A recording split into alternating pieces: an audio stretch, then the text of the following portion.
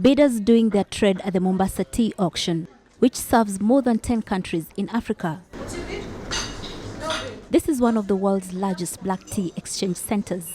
It uses an anonymous system to conceal identity of the bidders. This encourages and helps create a level playing field. But recent developments have made some stakeholders make subtle suggestions to have the center relocated. The motivation would be when we look at the SGR coming to Mombasa, it will now take a shorter time for any commodity to get to Mombasa, for one.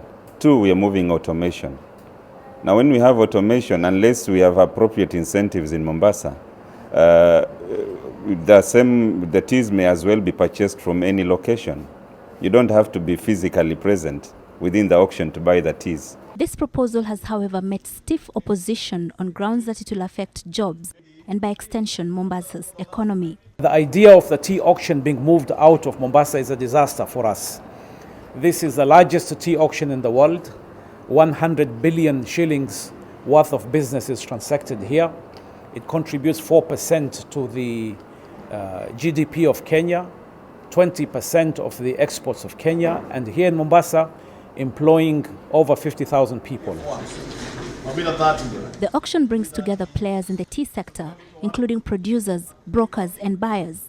Close to 70% of tea grown in the country is sold through the center. It is estimated that 95% of tea produced in Kenya is exported and only 5% is consumed locally. Although tea is arguably the most popular beverage in the country, experts argue that the average consumption is far below that of countries that do not even produce tea, such as Turkey.